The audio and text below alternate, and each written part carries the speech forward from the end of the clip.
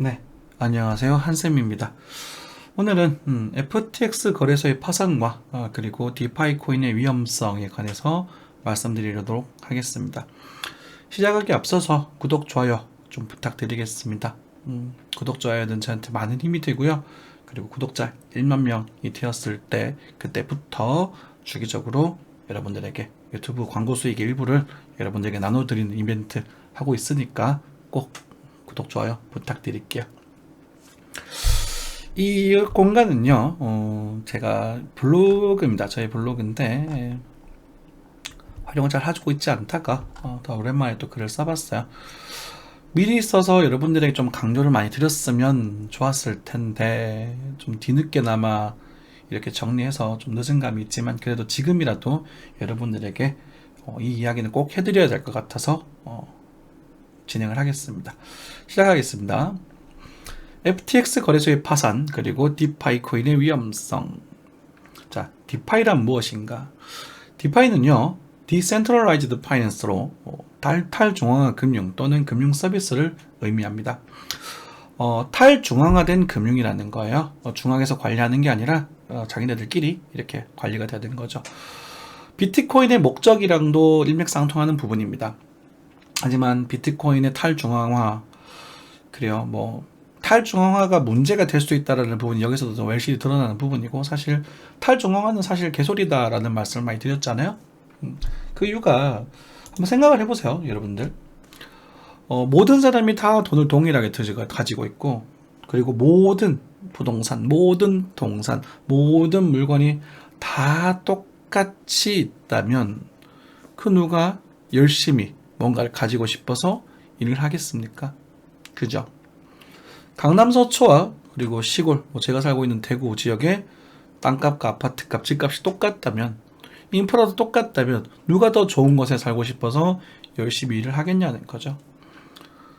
그런 탈중앙화의 마인드가 자칫 잘못하면 공산당의 과거의 그 뭐라고 할까요? 사탕발림 소리 같은 그런 소리가 되어버릴 수 있는 거예요. 자본주의는요, 희소가치로 이루어져 있고, 그 희소가치, 내가 그것을 가졌을 때 상대방이 가지지 못했을 때, 그럴 때 더 보람을 느끼는 거예요. 경쟁체제로 되어 있습니다. 그죠?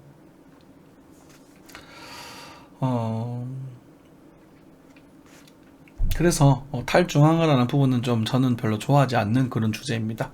얘기가 잠깐 샜네요. 아무튼 디파이는 탈중앙화 금융을 관리하는 서비스를 의미한다.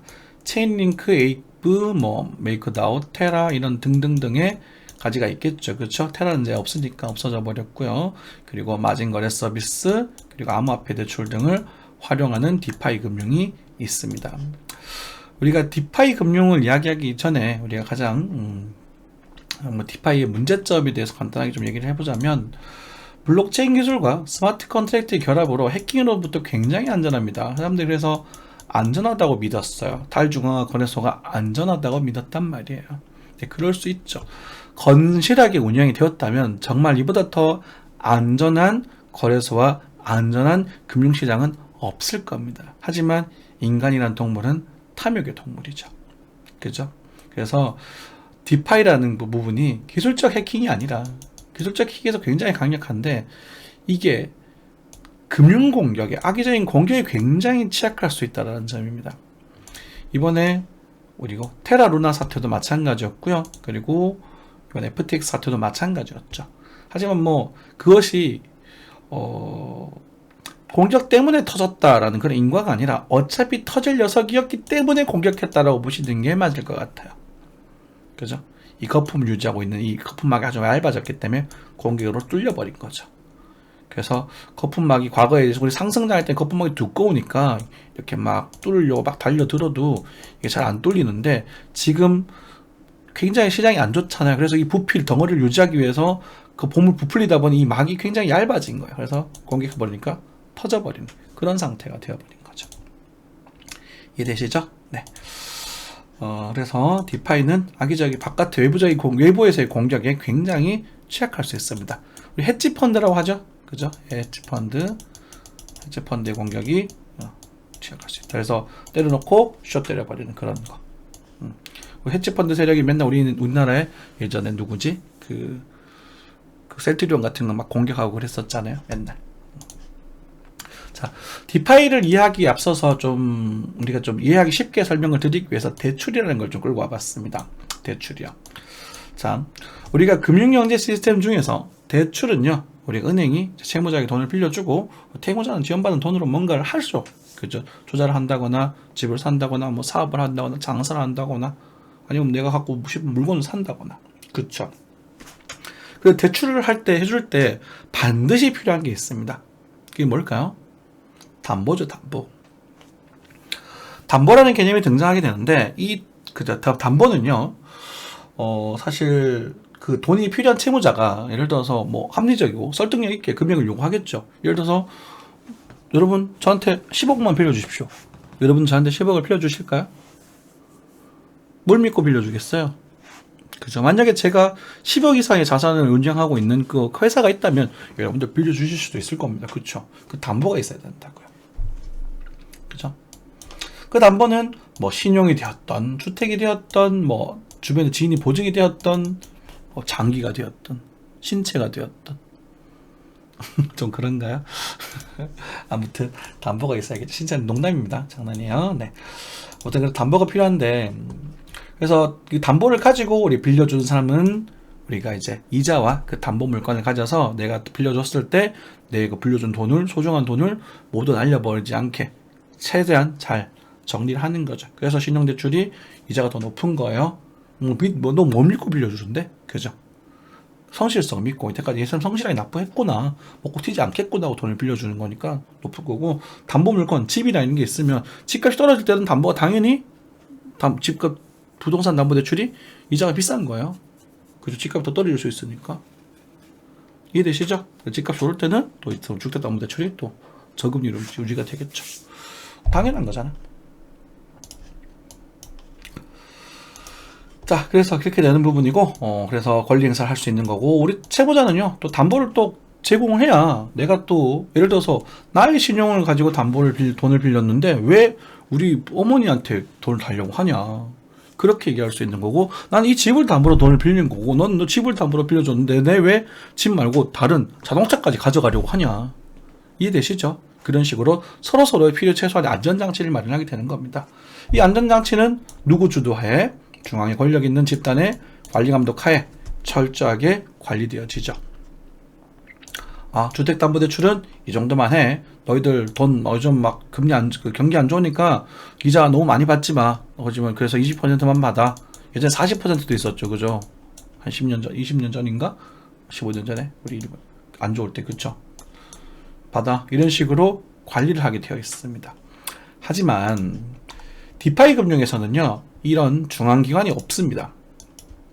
그죠?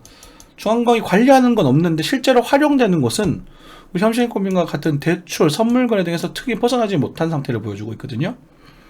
특히나 우리 디파이 코인들 같은 경우 한번 생각해 보십시오. 디파이 코인들이 어디에 사용됐나요? 흔히 말해서 막 이더리움 하드포크나 뭐 이런 것들을 받았던 디파이 코인들, 여러분 어디다 쓰셨어요? 매매하는 데 말고 쓴 기억은 없으실 겁니다. 단호하게 말씀드릴게요. 디파이 코인 어디에 써 보셨어요? 비트코인은 인출해 보신 분들 많이 있으실 겁니다. 저기 가서 공항에도 있거든요. 비트코인 자판기가. 현금화 시키고 여행 갈 때 비트코인 들고 가시는 분들 더러 있어요. 수수료 때문에. 편하니거든. 하지만 디파이 코인들 여러분들 어디다 쓰셨습니까? 그 거래소 코인도 어디다 쓰셨습니까? 그 거래소에 돈 넣을 때밖에 더 썼습니까? 맞죠? 매매하는 때밖에 쓰지 않았다는 거예요. 특히 암호화폐 담보대출 그리고 레버리지 이런 것들 선물 거래 등은요, 거의 교제 없이 막 중구난방으로 거래가 되고 있는 거예요. 디파이는요, 높은 예금 이자율과 스테이킹이라고 하죠. 모아두면 이자를 주겠다. 그리고 낮은 대출 이자율로 차념자를 현혹합니다. 그리고 그 자본금으로 다른 디파이를 또 만들어요. 자, 첫 번째 디파이가 월 20%였습니다. 그죠? 그래서 사람들이 월 20%나 준다고 이렇게 사기 시작한다는 거죠. 호가가 막 올라가겠네요. 그럼 이것의 담보 가치가 어떻게 되겠어요? 올라가겠죠. 그죠? 그 가치 가지고 또 뭘 만들어요? 새로운 디파이 코인을 만들어요. 얘는 월 15%래요. 사람들이 막 사겠죠? 그죠? 왜? 봐봐. 처음에 샀던 사람들이 월 20% 하면 그 비용이 큰 게 아니니까 새로 늦게 산 사람들한테 주면 돼요. 받아가지고. 그런데 얘 비싸게 샀던 사람들한테도 줘야 될 거 아닙니까? 그래서 월 15%를 따로 만드는 겁니다. 이게 또 사람 또 모이겠죠. 사람들이 사겠네? 막 모여들겠죠? 이거 수익금으로 회사한테 이자를 줍니다. 또 이걸 담보로 또 대출을 받아요. 왜? 대출 이자율이 굉장히 낮으니까 계속 대출 받아도 상관없는 거야. 맞죠? 그래서 예금 이자, 너희들 돈 여기 넣어라. 그 돈으로 계속 이 디파이를 계속 만들어 나간다고요. 10%짜리 또 만들어서 또 보내고.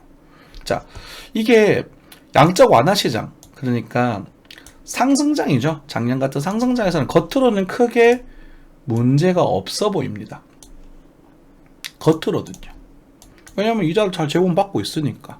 그리고 담보 가치가 크게 공격받지 않으니까. 그리고 아까 말씀드렸던 이 껍질이 두꺼우니까 공격도 잘 쉽게 안 들어가요. 문제는 하락장에서 디파이 허점이 여실히 드러나게 됩니다. 디파이의 덩치를, 대출의 비중을 유지하기 위해서는, 대출의 그 유지를, 그 덩치를 유지하기 위해서는 껍질을 그대로 유지해야 돼요. 그죠? 그러면은 상승장에서는 1단계, 2단계, 3단계 안전장치가 막 마련했다고 한단 말입니다. 이것에 대한 담보는 얘가 또 보증해주고, 얘가 다 담보, 얘가 또 보증해주고, 이렇게 연쇄 보증이 계속 들어가게 되는데, 얘들이 다 대출로 만들어져 있으니까, 그죠? 사실은, 여러분들의 원금은 사실 뭐 100만 원인데, 이 실제 가치는 뭐 시가총액은 막 몇 억씩 돼 있다고, 그런 이야기들 많이 드렸었죠? 돼 있다고. 그런 것 궁금하시면 또 영상을 찍어서 올려드리도록 하겠습니다.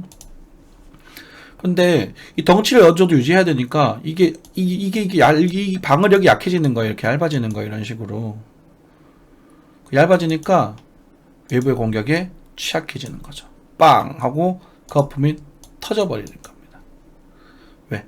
이것에 대한 이자를 제공하지, 얘가 이것에 대한 이자를 제공하지 못하니까, 야 빨리 이자 줘, 이자 줘야 내가 갚을 거야 라고 얘기를 하고, 잠깐만, 내 이자 못 받았는데 요즘 가격이 안 올라, 못 주니까 터지고, 하나가 터지니까 뻥 하고 연쇄적으로 터져버리는 거예요. 이게 디파이 금융의 대출의 문제점입니다. 한계죠. 이해되셨나요? 네. 그래서 담배 가치 하락 때문에 우리가 디파이가 대출로서 돌아가게 되는데, 그 대출을 받고 또 그걸 담보로 대출을 받고 해서 금융이 돌아가게 되는데, 그 담보 가치가 만약에 영유수렴 해버린다면 우리가 테라와 루나처럼 완전히 사라져 버리는 거고요. 그리고 담보 가치가 상당히 약해져 버린다면 우리 FTX처럼 이런 일이 벌어지게 되는 거죠. FTX가 가치가 없진 않지 않습니까? 지금 현재로선 많이 약해진 거지. 그렇죠? 네. 현실에서는 서브프라임 모기지 사태가 비슷한 상태가 될 겁니다. 그래서 여러분들이 뭐 사실 과거를 생각해 보면, 우리가 뭐 이런 디파이 코인들 아까 전에 뭐 여러 가지도 체인링크도 있었고, 커브, 유니스왑, 1인치 네트워크 등등등등 이런 뭐 거버넌스 토큰들을 뭐 보상으로 시작하면서 디파이 시장이 팽창하게 됩니다. 그죠? 이런 애들이 뭐 원금 이자를 뭐 월에 막 20% 이렇게, 맞죠? 이렇게 주는 애들이 많았습니다. 21년 당시 대상들이 끝날 때도. 근데 이런 종목들이 어떻게 그 투자자들 손에서 그 이자들이 돌아갈 수 있는지 한번 생각을 해보면, 걔가 뭐 있어서 여러분들이 이자를 그렇게 주겠어요? 그죠? 실제 이자의 가치가 적다거나 앞에서 받은 돈으로 준다거나 둘 중에 하나가 아니겠습니까? 사실 거의 다단계의 원리를 활용해서 시장을 키워나가게 되고, 그 언제 터질지 모르는 거품이며, 그리고 이번에 사실 터지고 있죠. 그래서 저는 이 디파이를 블록체인 시장 발전의 암적인 존재라고까지도 표현을 합니다. 그래서 이것이 바로 탈중앙화라는 말이 헛소리라고 좀 단호하게 말씀드릴 수 있는 그런 금융시장의 원리와도 일맥상통하는 부분입니다. 그래서 여러분들 이 자체 코인, 디파이 코인을 발행해서 거래를 하고 있는 거래소들이 아마 그 안에서 대출이 얼마나 움직여져 있는 부분을 잘 생각을 하시고 거래를 하셔야 될 거예요. 바이낸스도 그렇고, 뭐 이번에 그 누구죠? 바이빗도 그렇고 여러 가지가 있는데, 자체 코인을 발행한 거래소들 일단 조심하시는 게 좋겠고요. 그리고 디파이 종목은 나중에 시장이 좋아지더라도 저는 그냥 순수한 매매로서만 접근을 하시는 게 좋아 보입니다. 어떤 상황이냐면 상승 가다가 그죠? 일부만 먹고 나오면 참 좋을 텐데 끝까지 있는 사람들, 이 사람들은 다 그냥 박살나는 거예요. 이해되시죠? 그래서 여러분들 디파이 종목은 투자하실 때 신중에 신중을 기해서 건강한 투자하시기 바라겠습니다. 물론 모든 디파이 종목이 뭐 사기라는 얘기는 아닙니다. 제가 모르는 것도 있을 수 있을 테니까. 하지만 인간이 보통 그렇게 건실하고 올바른 생각을 하는 사람이 그렇게 많지는 않은 것 같아요. 그러다 보니 여러분들이 그런 사탕발림 소리를 하면서 좋은 소리, 아이고 투자하실 수 있어요, 돈 벌 수 있어요 하는 것들은 다 거짓말이라는 것처럼 디파이도 그런 쪽에 그런 쪽에 되게 위험한 그런 투자 수단이다 라고만 기억해 주시면 될 것 같습니다. 감사합니다. 구독, 좋아요 부탁드려요. 감사합니다.